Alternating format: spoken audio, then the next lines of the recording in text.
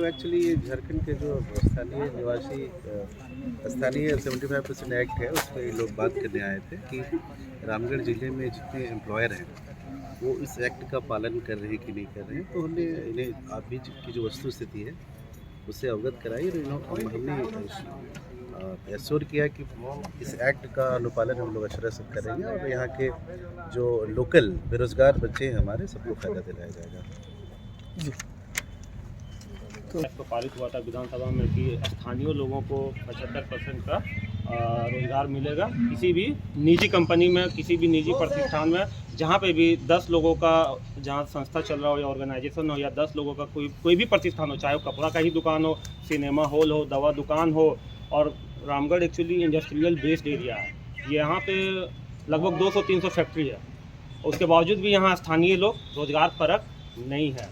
तो जो नियम बना है उस नियम को पूर्णतः लागू किया जाए इस रामगढ़ जिला में, उसी को लेकर आज हम लोग जिला नियोजन पदाधिकारी के समक्ष ज्ञापन सौंपने के लिए जुड़े हुए हैं। और मैक्सिमम लोग रोजगार परक जुड़े, क्योंकि यहाँ का स्थिति ऐसा है ना कि जिसके घर में, जिसका ज़मीन में फैक्ट्री चल रहा है लेकिन वो काम करने के लिए बेंगलोर जा रहा है। एक पुनीत महतो हैं, बूढ़ा खाप के रहने वाले हैं, उनसे कुछ दिन पहले बात हुआ। वो बताया कि दादा हम बेंगलोर में हैं। क्या कर रहे हैं वहाँ?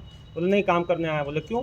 बोले नहीं, आलोक स्टील लिमिटेड जो उनके गांव में बसा हुआ है उसका टर्नओवर सालाना 20,000 करोड़ रुपया का है, लेकिन वो बंदा काम करने के लिए बेंगलोर जा रहा है। ये सुन के काफ़ी कष्ट हुआ। और वहाँ स्थानीय लोग मतलब ना के बराबर है, 1% भी नहीं है, 99% आउटसाइडर है।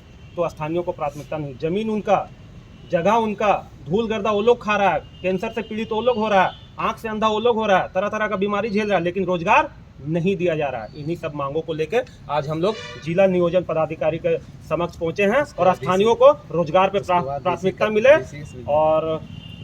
मिले और उनको रोजगार से जोड़ा जाए, ये हमारा मांग है। तो हमारे साथ कुछ और लोग भी हैं, आप देख सकते हैं। बताइए सर, किन मांगों को लेकर आप लोग यहाँ पर आए हुए हैं? देखिए, हम लोगों का मांग है कि जितना भी झारखंड में या फिर रामगढ़ जिला में प्राइवेट सेक्टर चल रहा है उनमें स्थानीय लोगों को 75% जैसा कि राज्य सरकार का अधिसूचना जारी हुआ था, तो 75% लोगों को नियोजन देना होगा। साथ ही साथ जो न्यूनतम दर है, मजदूरी दर है, वो भी लागू करना होगा। इन्हीं सब मांगों को लेकर हम लोग आज जिला नियोजनालय केंद्र कार्यालय आए हुए हैं।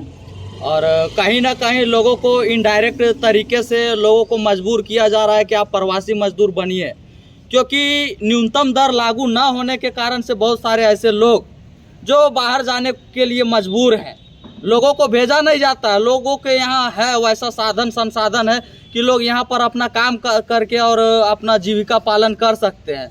लेकिन यही कह सकते हैं, नियम कानून ना होने के कारण से, नियम तो बना हुआ है लेकिन ये चीज़ लागू ना होने के कारण से कहीं ना कहीं यहाँ के मजदूर बाहर जाने को आतुर हैं। हमारे साथ कुछ महिलाएं भी हैं, उनसे बात करते हैं कि जो आपकी मांगे हैं, क्या कुछ प्रमुख मांगे हैं जो आप लोग रखना चाह रहे हैं? देखिए, हम लोग का प्रमुख मांग है कि यहाँ के स्थानीय लोगों को 75% कम से कम यहाँ के स्थानीय लोगों को वहाँ का जो काम है, नौकरी है, जो भी स्थानीय जगह में, जो जैसे कि आलोक स्टील प्लांट है, वहाँ का जब भैया बोले कि यहाँ के लोग जाते हैं बाहर काम करने, जबकि उनका बगल में उसका ज़मीन में फैक्ट्री लगा हुआ है।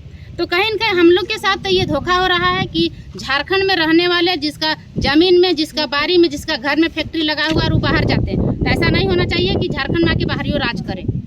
तो देखिए, साफ तौर पर इनका कहना है कि स्थानीयता के अनुसार यहाँ पर 75% लोगों को नौकरी निश्चित रूप से देना होगा, ताकि लोग जिसका जमीन यहाँ पर, सब कुछ यहाँ पर है, उनको बाहर जाकर नौकरी नहीं करना पड़े। तो इस वक्त रामगढ़ से मैं करमजीत सिंह जग्गी, न्यूज़ बॉयज को।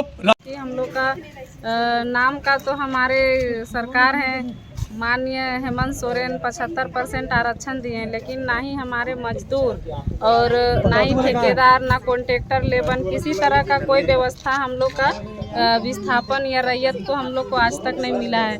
क्योंकि हमारा झारखंड में प्राइवेट लिमिटेड कम से कम 5-7 लाख फैक्ट्रियां हैं, लेकिन हमारे भाई दादा लोग सब काम करने के लिए जाते हैं दिल्ली, मुंबई, कोलकाता। लेकिन जो जेनविन है, जो वहाँ का ज़मीन में जो उन लोग के फैक्ट्री जैसे कि है, वहाँ पे जो ज़मीन दिया है उन्हीं का एथी में फैक्ट्री है, लेकिन वही सबको जॉब नहीं है। तो इसी के लेकर हम लोग यहाँ पे एक त्याग पत्र हम लोग सौंप रहे हैं कि हम लोग को जो 75% जो आरक्षण जो दिया गया वो धरातल में हम लोग का कुछ हुआ नहीं है। और प्लस में हम लोग का एक और मुद्दा है JSSC का, जो हम लोग फॉर्म भर चुके थे और उसमें जैसे कि हम लोग भी कंपटीशन का तैयारी करते हैं, तो एक चाहे JSSC का बात करें या फिर SSC का बात करें या फिर कार्यपालिका हो या कुछ भी चीज़ का हम लोग फॉर्म भरते हैं तो हम लोग को रद्द किया जाता है, क्योंकि हम लोग भी कंपटीशन का तैयारी कर रहे हैं। कहीं ना कहीं हम लोग का उम्र भी बढ़ते जा रही है, तो हम लोग का जो हम लोग तैयारी कर रहे हैं, अभी हम लोग रिवीजन 2-3 महीना से हम लोग पूरा तैयारी कर रहे हैं ज़ोरों शोरों से कि हम लोग का SSC का एग्ज़ाम होगा। हम लोग एडमिट कार्ड का इंतज़ार में रहते हैं कि अब हम लोग का आने वाला है, लेकिन जैसे ही हम लोग तैयारी करते हैं और हम लोग इच्छुक रहते हैं कि हम लोग कंपटीशन का एग्ज़ाम देंगे, हम लोग जो हम लोग का सपना रहता है वो हम लोग को क्षण से तोड़ दिया जाता है सरकार। आप ही देखिए सर, क्योंकि हमारे अभी 100 फीस लिए थे SSC का, तो हमारे अभी 3,72,38,300 जनसंख्या है हमारा कुल पूरा झारखंड में। तो अगर 100 रुपया भी करके लिए होंगे तो हमारा अगर 2 करोड़ भी अगर मेरे पढ़ने लिखने वाले भाई दादा लोग अगर एग्ज़ाम दिए होंगे तो समझिए कि 2 करोड़ रुपया कहाँ गया। तो ये समझिए कि सरकार का एक जरिया है कमाने का पैसा। हम लोग अभी झारखंड पुलिस का ही एग्ज़ाम देते हैं तो 500-700 हमारा JSSC में फीस रहता है। तो हमारा जनसंख्या के आधार पे अगर हमारा 1 करोड़ भी आदमी अगर भरता है तो सर 500 रुपया करके उतना करोड़ों अरबों हम लोग को स्टूडेंट को पूरा मेहनत का पैसा हम लोग को कहाँ जाता है।